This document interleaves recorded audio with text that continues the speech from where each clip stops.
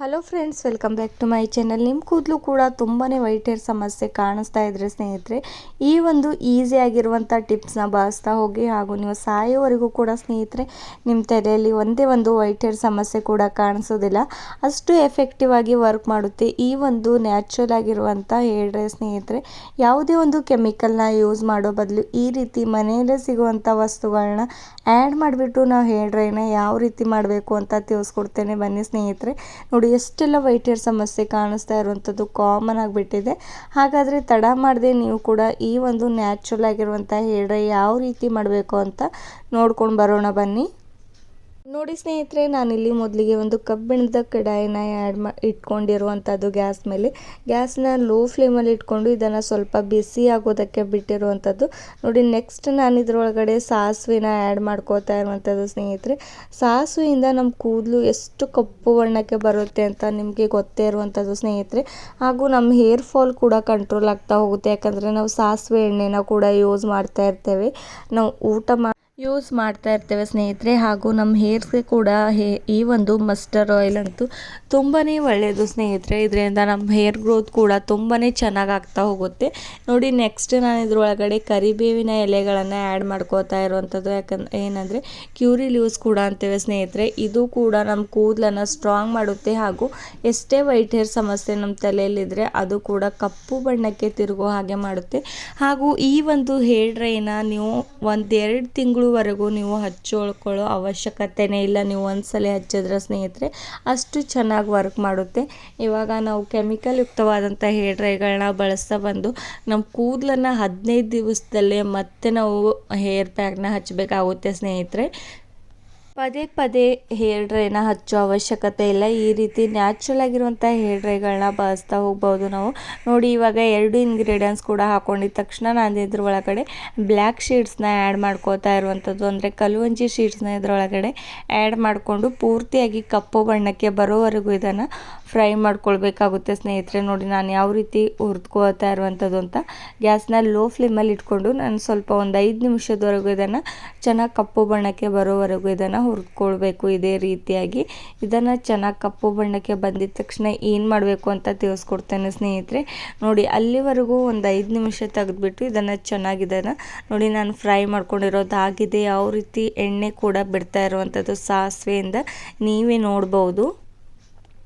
ನೋಡಿ, ಇವಾಗ ಚೆನ್ನಾಗಿ ಫ್ರೈ ಆಗಿದೆ. ನಾನು ಗ್ಯಾಸ್ನ ಆಫ್ ಮಾಡಿಬಿಟ್ಟು ಸ್ವಲ್ಪ ಇದನ್ನು ತಣ್ಣಗೆ ಕೂಲ್ ಆಗೋಕ್ಕೆ ಬಿಟ್ಟಿರ್ತೇನೆ ಸ್ನೇಹಿತರೆ, ಒಂದು 5 ನಿಮಿಷದವರೆಗೂ.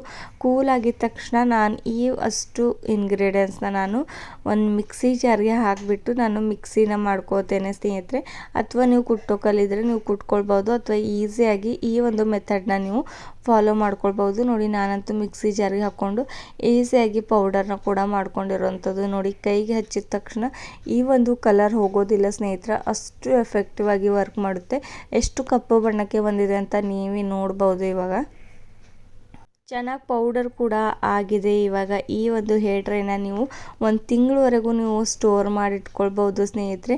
ಚೆನ್ನಾಗಿರುತ್ತೆ. ನಿಮಗೆ ಯಾವಾಗ ಬೇಕೋ ಆವಾಗ ನೀವು ಹೇರ್ ಡ್ರೈ ರೀತಿಯಾಗಿ ನೀವು ಇದನ್ನು ಕಲಿಸ್ಬಿಟ್ಟು ನೀವು ಹೇರ್ಸ್ಗೆ ಅಪ್ಲೈ ಮಾಡ್ಕೊಳ್ಬೋದು. ಒಂದು ಡಬ್ಬಿಯಲ್ಲಿ ನೀವು ಸ್ಟೋರ್ ಮಾಡಿ ಇಟ್ಕೊಳ್ಬೋದು. ಯಾವುದೇ ಒಂದು ಫಂಕ್ಷನ್ಗೆ ಹೋಗುವಾಗ ಈಸಿಯಾಗಿ ಈ ರೀತಿ ನೀವು ಮಾಡಿಬಿಟ್ಟು ನೀವು ಅಪ್ಲೈ ಮಾಡ್ಕೊಳ್ಬೋದು, ನೀವು ಸ್ಟೋರ್ ಮಾಡಿ ಇಟ್ಕೊಂಡಿದ್ರ ಅಂದರೆ ಸ್ನೇಹಿತರೆ. ನೋಡಿ, ಇವಾಗ ಅದೇ ಕಬ್ಬಿಣದ ಬಾಣಲೆಯಲ್ಲಿ ಒಂದು 1/2 ಗ್ಲಾಸ್ ಅಷ್ಟು ನಾನು ನೀರನ್ನ ಆ್ಯಡ್ ಮಾಡ್ಕೊಂಡಿರುವಂಥದ್ದು. ಇದನ್ನು ಸ್ವಲ್ಪ ಬಿಸಿ ಆಗೋದಕ್ಕೆ ಬಿಟ್ಟಿರೋದು. ಹಾಗೂ ನೆಕ್ಸ್ಟ್ ಇದ್ರೊಳಗಡೆ ಏನು ಆ್ಯಡ್ ಮಾಡಬೇಕು ಅಂತ ತಿಳಿಸ್ತೇನೆ ಸ್ನೇಹಿತರೆ.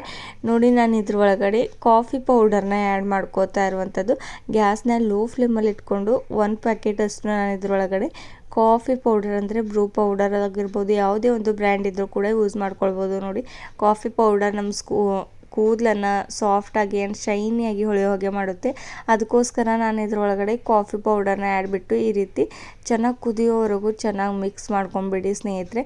ಮಿಕ್ಸ್ ಮಾಡ್ಕೊಂಡಿದ ತಕ್ಷಣ ನಾನಿವಾಗ ಪೌಡರ್ ಮಾಡ್ಕೊಂಡು ಇಟ್ಕೊಂಡಿದ್ನಲ್ವ, ಆ ಒಂದು ಪೌಡರ್ನ ಈ ಒಂದು ನೀರು ಒಳಗಡೆ ಆ್ಯಡ್ ಮಾಡಿಕೊಂಡು ಚೆನ್ನಾಗಿ ಕುದಿಬೇಕು. ಕುದಿಯೋವರೆಗೂ ಇದನ್ನು ಚೆನ್ನಾಗಿ ಬಾಯ್ಲ್ ಮಾಡ್ಕೊಳ್ಬೇಕಾಗುತ್ತೆ ಸ್ನೇಹಿತರೆ. ನೋಡಿ ಎಷ್ಟು ಈಸಿಯಾಗಿ ನಾವು ನ್ಯಾಚುರಲ್ ಆಗಿರುವಂಥ ಹೇರ್ ಡ್ರೈನ ನಾವು ಮನೆಯಲ್ಲೇ ಮಾಡ್ಕೊಳ್ಬೋದು ಅಂತ, ಹಾಗೂ ಇದನ್ನು ಸ್ಟೋರ್ ಕೂಡ ಮಾಡಿಕೊಳ್ಳುವಂಥ ವಿಷಯ ಕೂಡ ನಿಮಗೆ ತಿಳಿಸಿರೋದು ಸ್ನೇಹಿತರೆ. ಹಾಗೂ ಇದರಿಂದ ಯಾವುದೇ ಒಂದು ಸೈಡ್ ಎಫೆಕ್ಟ್ ಕೂಡ ಬೀಳೋದಿಲ್ಲ. ಅದಕ್ಕೋಸ್ಕರ ನಾನು ನಿಮಗೆ ಈ ಒಂದು ಹೇರ್ ಡ್ರೈನ ಸಜೆಸ್ಟ್ ಮಾಡ್ತಾ ಇರುವಂಥದ್ದು ಸ್ನೇಹಿತರೆ.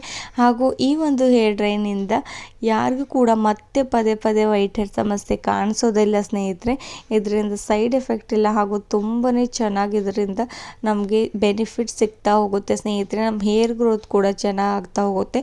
ಯಾಕಂದರೆ ನಾನು ಇದ್ರೊಳಗಡೆ ಕರಿಬೇವಿನ ಎಲೆಗಳು ಕೂಡ ಆ್ಯಡ್ ಮಾಡಿರುವಂಥದ್ದಲ್ವ, ಅದಕ್ಕೋಸ್ಕರ ನಿಮ್ಮ ಹೇರ್ ಫಾಲ್ ಸಮಸ್ಯೆ ಕೂಡ ಕಂಟ್ರೋಲ್ ಆಗ್ತಾ ಹೋಗುತ್ತೆ. ನೋಡಿ ಮೇಲುಗಡೆ ಎಷ್ಟೆಲ್ಲ ಎಣ್ಣೆ ಕೂಡ ಕಾಣಿಸ್ತಾ ಇರುವಂಥದ್ದು ಸ್ನೇಹಿತರೆ ಅಂತ. ಇದೇ ರೀತಿ ಇದನ್ನು ಒಂದು 5 ನಿಮಿಷದವರೆಗೂ ಚೆನ್ನಾಗಿ ಕುದಿಸ್ಕೊಂಡ್ಬಿಡಿ. ಗಟ್ಟಿಯಾಗೋವರೆಗೂ ನಾನು ಇದನ್ನು ಹಾಗೆ ಕುದಿಸ್ಕೋತಾ ಇರ್ತೇನೆ ಸ್ನೇಹಿತರೆ. ಈ ಒಂದು ಈಸಿ ಮೆಥಡ್ನ ನೀವು ಫಾಲೋ ಮಾಡ್ತಾ ಬನ್ನಿ. ಯಾವುದೇ ಒಂದು ಪಾರ್ಲರ್ ಹೋಗುವ ಅವಶ್ಯಕತೆ ಇಲ್ಲ ಹೇರ್ ಡ್ರೈ ಹಾಕೋದಕ್ಕೆ, ಹಾಗೂ ಯಾವುದೇ ಒಂದು ಕೆಮಿಕಲ್ ಯುಕ್ತವಾದಂಥ ಹೇರ್ ಡ್ರೈ ಕೂಡ ಬಳಸೋ ಅವಶ್ಯಕತೆ ಇಲ್ಲ.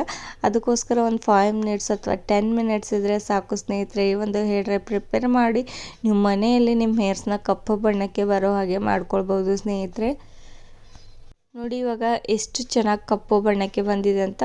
ಒಂದು 5 ನಿಮಿಷ ಚೆನ್ನಾಗಿ ಕುದಿಸ್ಕೊಂಡಿರೋದಾಗಿದೆ. ಆ್ಯಂಡ್ ಇದನ್ನು ಒಂದು ಬೌಲ್ ಒಳಗಡೆ ನಾನು ಟ್ರಾನ್ಸ್ಫರ್ ಮಾಡ್ಕೋತಾ ಇರೋದು. ಹಾಗೂ ಇವಾಗ ನಾನು ಹ್ಯಾಂಡ್ಸ್ಗೆ ಅಪ್ಲೈ ಮಾಡಿ ತೋರಿಸ್ತೇನೆ ನೋಡಿ ಸ್ನೇಹಿತರೆ, ಎಷ್ಟು ಕಪ್ಪು ಬಣ್ಣಕ್ಕೆ ಬಂದಿದೆ ಅಂತ. ನನ್ನ ಕೈಗೆ ಹಚ್ಚಿದ್ರೆ ಸಾಕು, ಹೋಗ್ತಾನೆ ಇಲ್ಲ, ಎಷ್ಟು ಎಫೆಕ್ಟಿವ್ ಆಗಿ ವರ್ಕ್ ಮಾಡುತ್ತೆ. ಇದೇ ರೀತಿ ನೀವು ಕೈಯಿಂದ ಅಥವಾ ನೀವು ಒಂದು ಬ್ರಷ್ನ ಸಹಾಯದಿಂದ ಅಪ್ಲೈ ಮಾಡ್ಕೊಳ್ಬೋದು ಸ್ನೇಹಿತರೆ. ಹಾಗಾದರೆ ನಿಮಗೂ ಕೂಡ ಇವತ್ತಿನ ಒಂದು ವಿಡಿಯೋ ಇಷ್ಟವಾಗಿದೆ ಅಂತ ತಿಳ್ಕೊತೇನೆ. ಇಷ್ಟವಾಗಿದ್ದರೆ ಲೈಕ್ ಆ್ಯಂಡ್ ಶೇರ್ ಮಾಡಿ, ಹಾಗೂ ಸಬ್ಸ್ಕ್ರೈಬ್ ಮಾಡ್ಕೋದೆ ನೋಡ್ತಿದ್ರೆ ಸಬ್ಸ್ಕ್ರೈಬ್ ಮಾಡ್ಕೊಳ್ಳಿ.